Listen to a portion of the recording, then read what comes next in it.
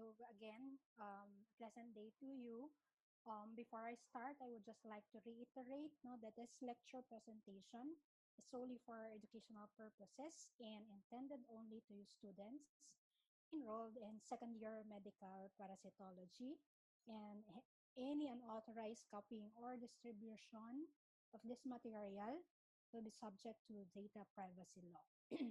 So this time now we'll talk about the laboratory part of the nematodes, what you are supposed to discuss or what you're supposed to see in the laboratory uh, face to face. However, because of this times, we cannot do that. So we'll just show you the different parasites and describe their important morphology as such. So let's start with, again, the Adenophorea, which includes Trichuris trichiura, Trichinella spiralis, and Capillara philippinensis.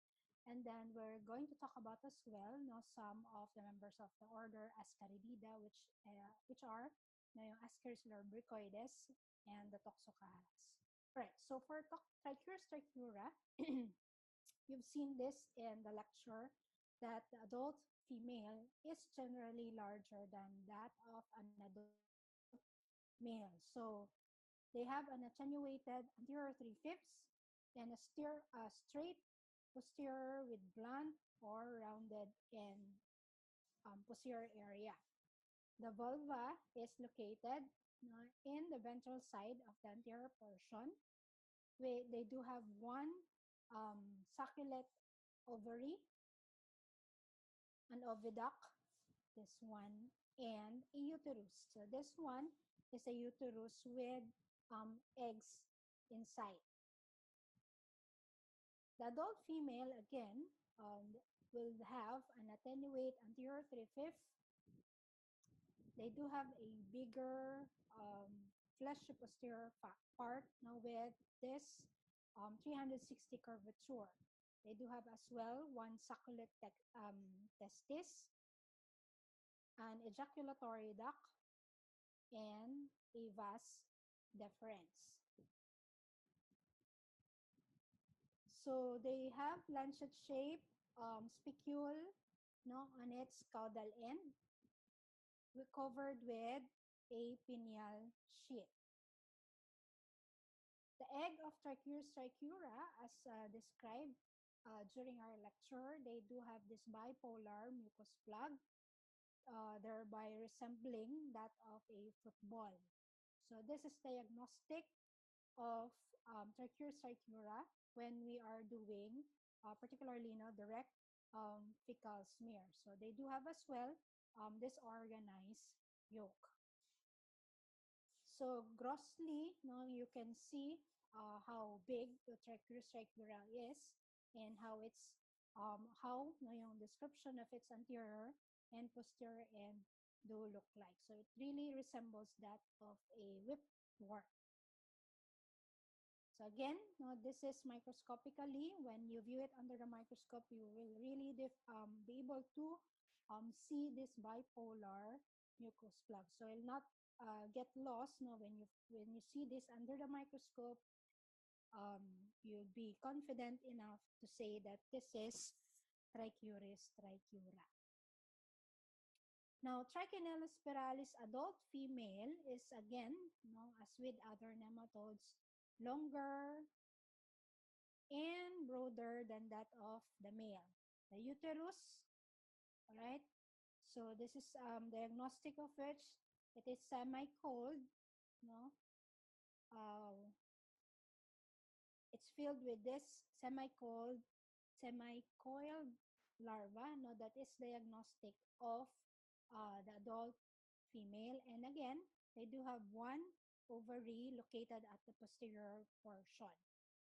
The adult male, on the other hand, will have this slightly curved posterior end and a pair of conspicuous, or mean to say easily delineated conical papilla.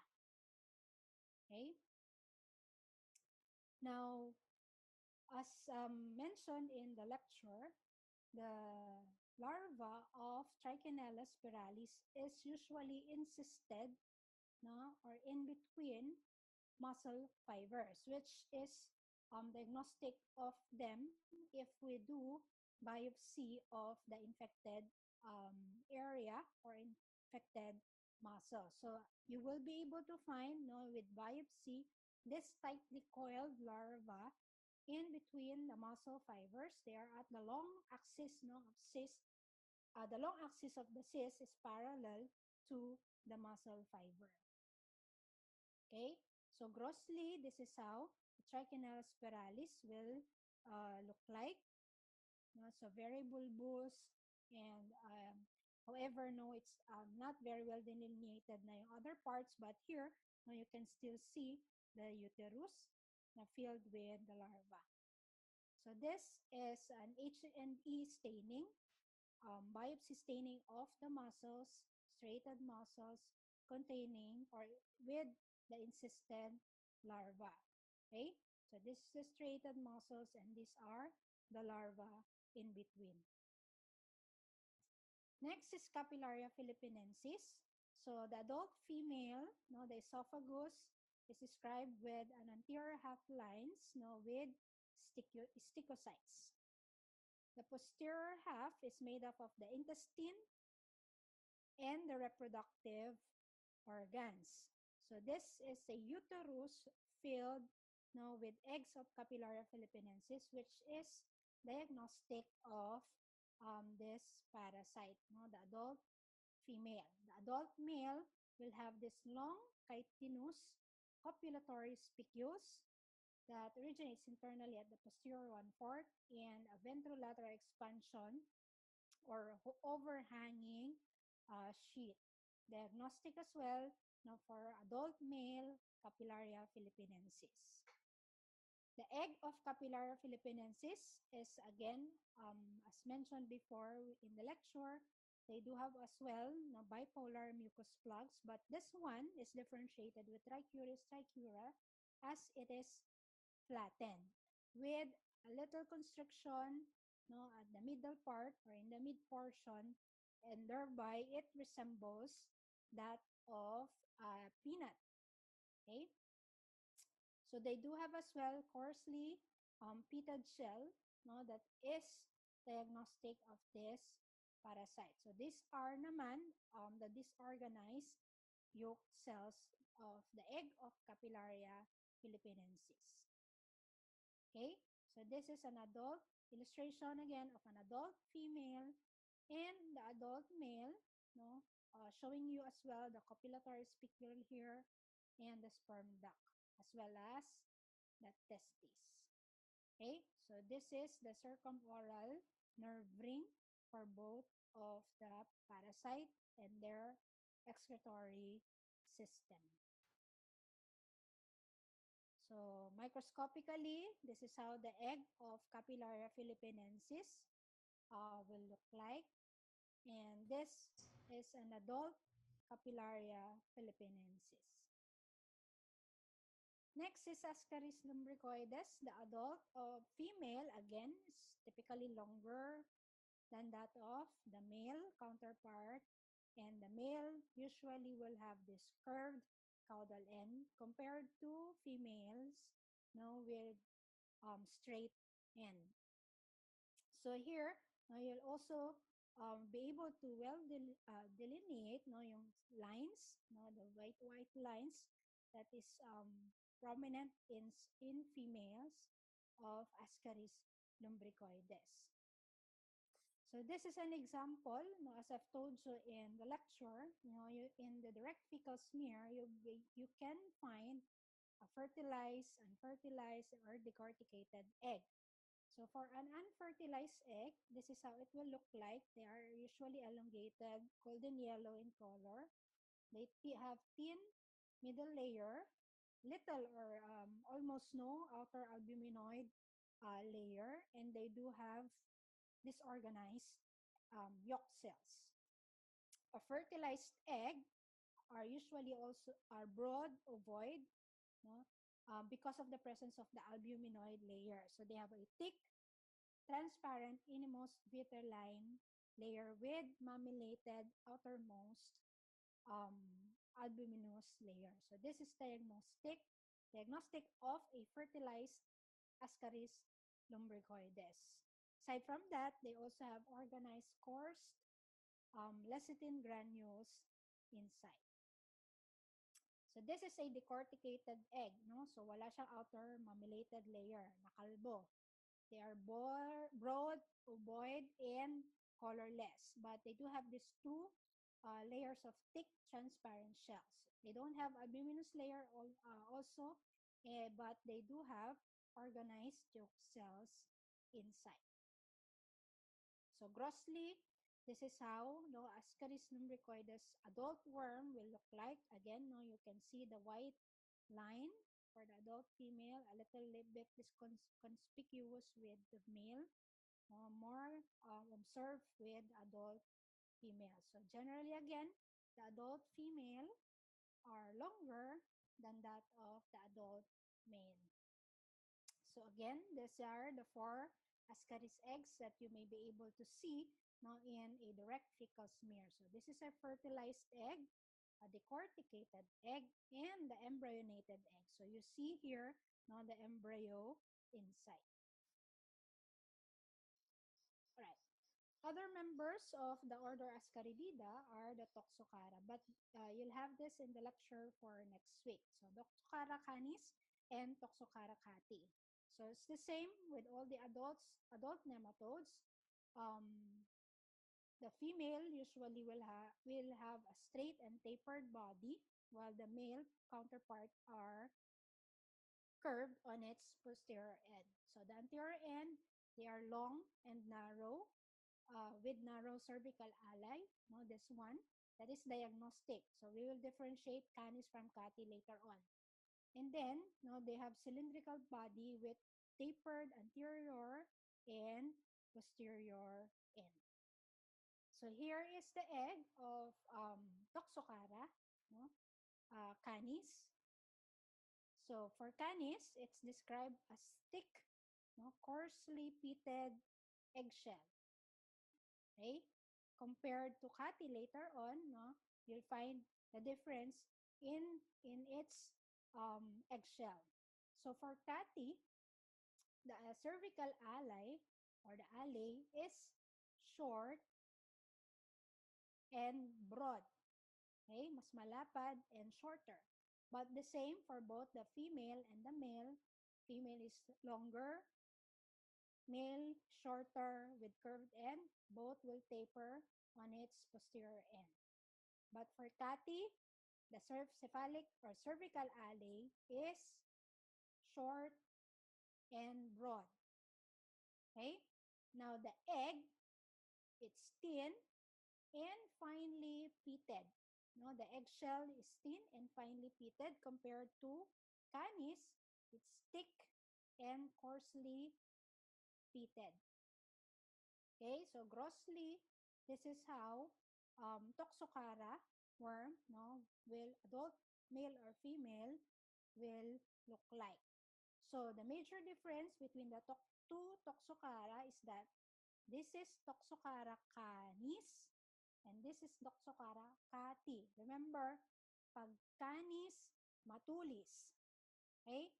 So it's compared to cati, so it's broader, and narrow. Okay?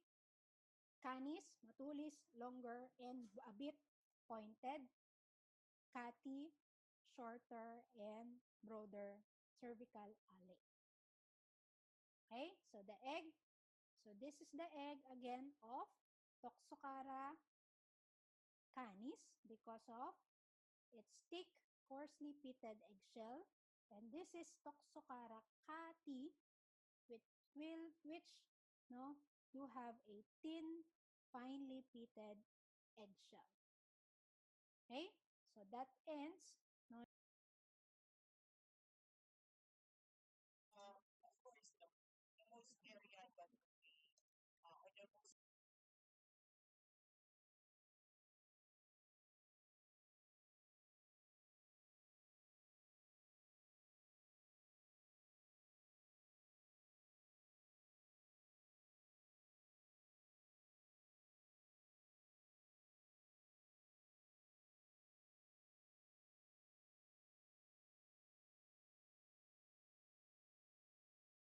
So this is going to be the first part, no, of Caesariontea, and it would include only the hookworms, Necator americanus, the Ancylostomas, and no, in comparison with them, no, we'd also discuss Strongyloides torcoralis.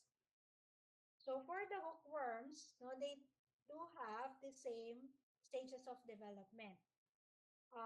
Both for Necator americanus and Ancylostoma duodenale. So usually, no, pag sa face-to-face na laboratory natin, we allow you to write down, pag nakita nyo sa microscope, it's a hookworm, egg, you can write either Necator americanus or Ancylostoma duodenale, no, because they do have the same appearance of the egg.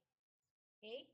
So, it is described as thin, smooth, colorless, with thin, smooth, colorless shell, and four cell stage of embryonic cleavage. Now, for hookworms, no, they tend to have two stages of larva. One is the rhabdidiform stage, and the other is the filariform stage larva. The rhabdidiform stage larva is the feeding stage of the parasite. That's why they have an open mouth and a bulbous esophagus, no, long and narrow buccal cavity.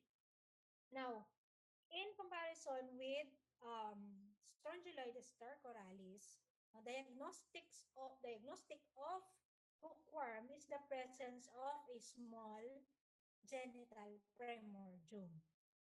Okay? Now, the filariform larva, on the other hand, is the infective stage of a hookworm. So this time, they would have now shorter esophagus and a pointed tail that helps them, no, to penetrate the skin and cause infection. When we compare the two, no, again, the main difference between the two larvae is in its esophagus or in the mouth where it's open and longer, no, for rhabdidiform larva, while in filariform larva, it has a closed mouth and short esophagus, plus a pointed tail. So again, the eggs are of the same size and appearance. The filariform larva, you've seen the difference. Now we go to the adult. Usually, the adult worm of Necator americanus is that the cephalic part is bent dorsally, so assuming an S shape, while the Ancylostoma duodenale is bent, no, the cephalic part is bent ventrally, assuming a C shape. So these are the adult forms of Necator americanus. Okay? Um, the female, no, is straight and with attenuated posterior end, while the male would have this dilated posterior end, no, serving as the copulatory bursa. Also serves as a differentiating point, no, among, no, the different hookworms.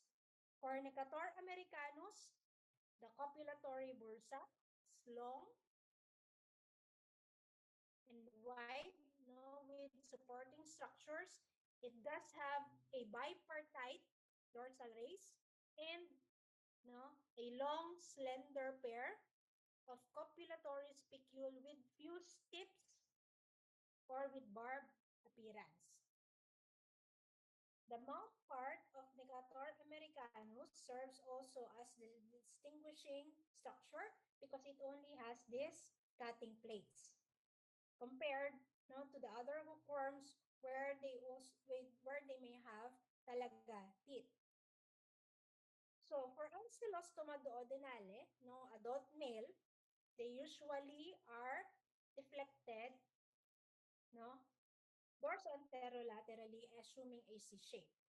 Female, no, the caudal end is tapered, while the male, the caudal end is dilated, which, no, contains the copulatory bursa, campanulate shape, and no, with tripartite dorsal ray. I'm going to show it to you later on again.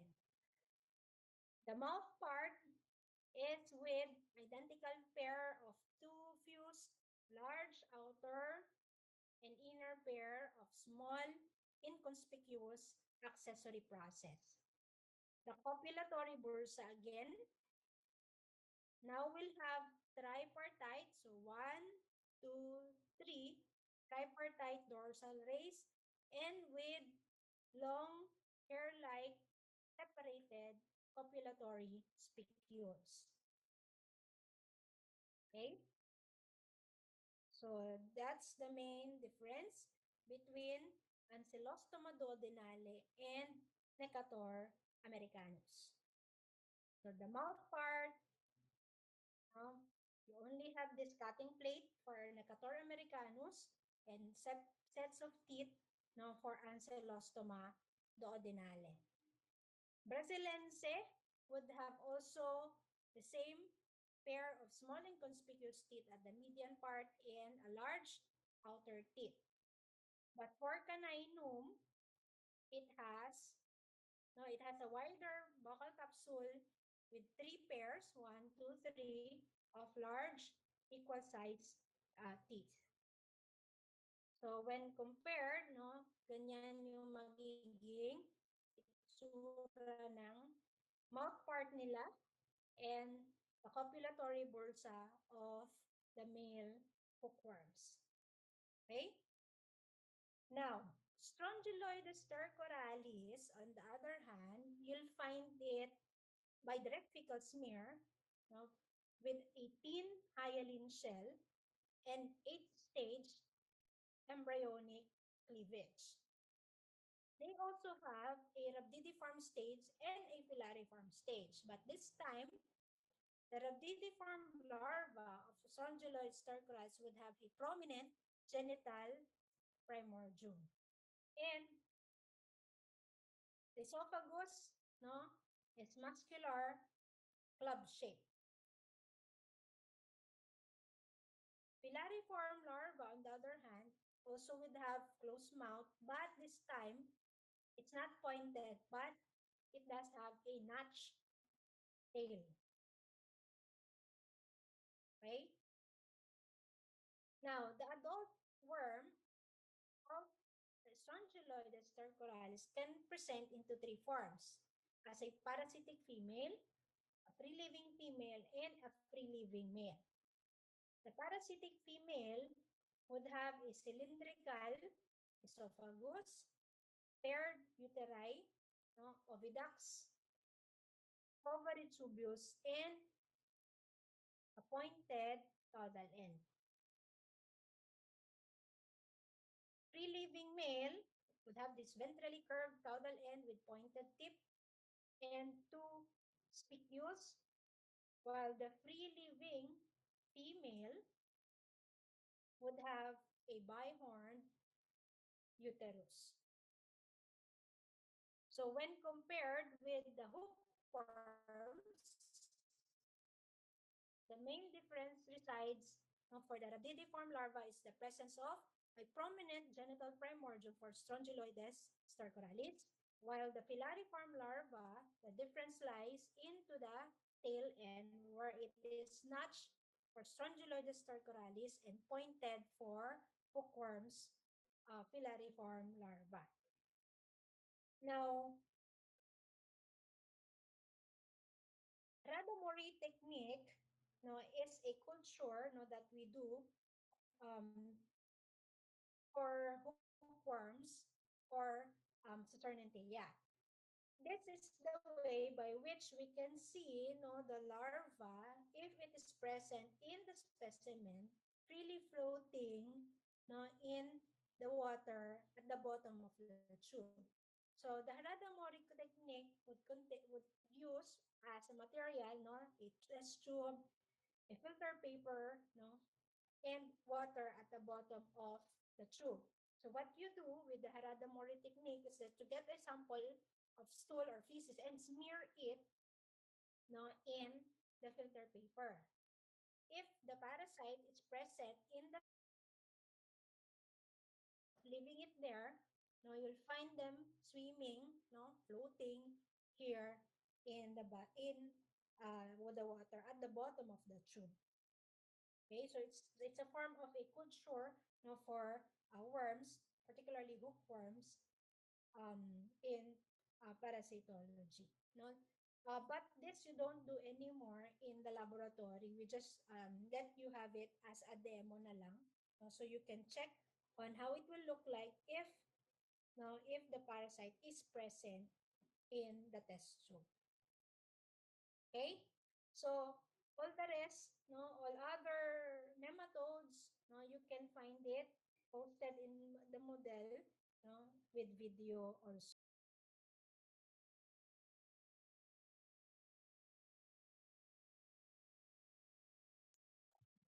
Okay, good. So we move on to the last part of the nematodes, no, the filarial worms.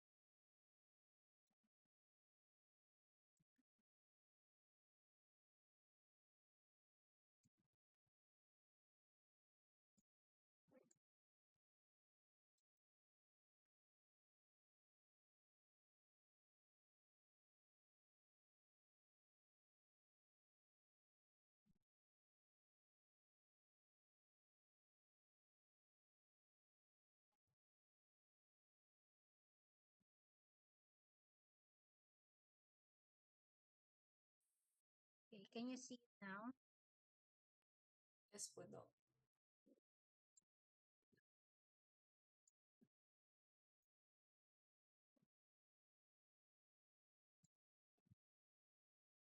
Okay, so we'll start with Wuchereria bancrofti. Now, filarial worms can be later on when you had have the lecture on nematodes, you find that I learned that they can be sheeted or unsheeted type of filaria. So with Wuchereria bancrofti, now this is a microfilaria that is described as having blunted, no, rounded and with short space devoid of nuclei type of microfilaria. And the body is described with a graceful curved and is sheeted, no, covered with sheet. Now the nuclei, no, here, these pointed ones is actually distributed evenly up to the end or up to the tail. No? But no, the tail will taper to a point with no nuclei present. So remember, it has a pointed posterior head, and the head space is as long as it is wide. So this is a faintly staining sheet, no, of the Wuchereria bancrofti. And as you see, no, the nuclei would not go as far as to its tip. No, but the nuclei is evenly distributed all throughout its body. Okay. Now for Brugia malayi, now this one will have also a bluntly rounded anterior part. It has long non-cephalic space, also devoid of nuclei. But what is characteristic and is also the distinguishing characteristic with the Wucherer bancrofti is that it has this kinky, no? It has a kink in its body, and it's covered with transparent sheet, while its nuclei, no, is irregularly distributed. Now, another diagnostic structure, no, for Brugia malayi is the presence of this two pointed prominent terminal nuclei at its caudal end. Lakihan natin.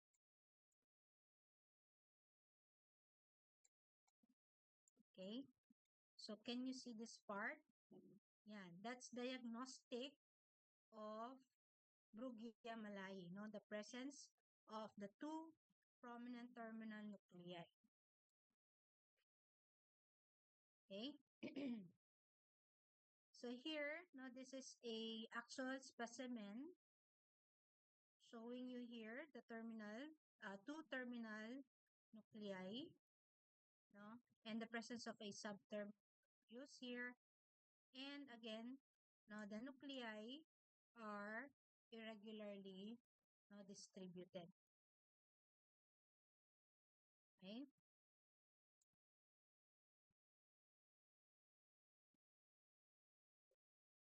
So next is loa-loa.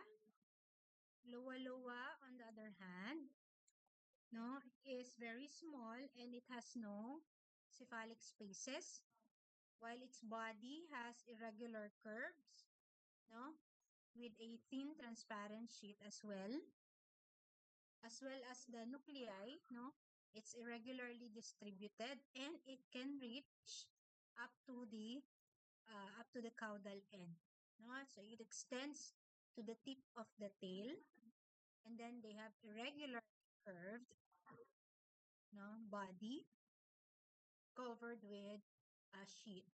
So again, if you're going to differentiate Wuchereria bancrofti with Brugia malayi and loa-loa, no, pag Wuchereria bancrofti, it has a regularly shaped or regularly curved body, while Brugia malayi will have yung kink, no, within its body, and loa-loa is or has an irregularly curved of body, covered also with transparent sheet. So this is the actual specimen, no, for loa-loa, and also, no, remember that the nuclei, no, extends or reach, no, up into its caudal end. Okay.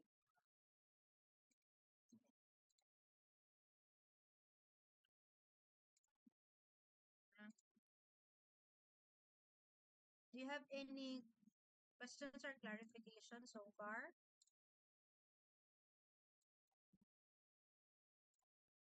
None so far, Doc.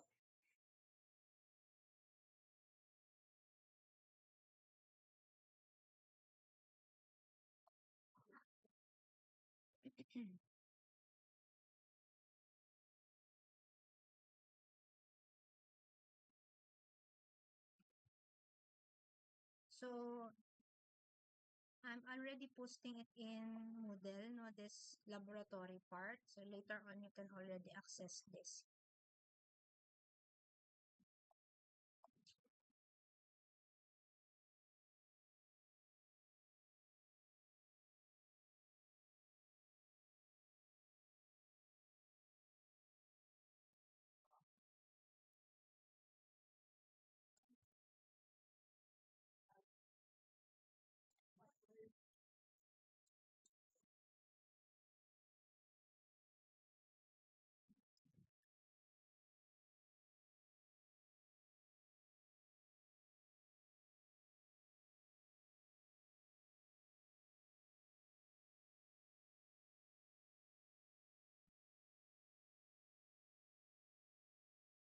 Makita yung isang picture natin.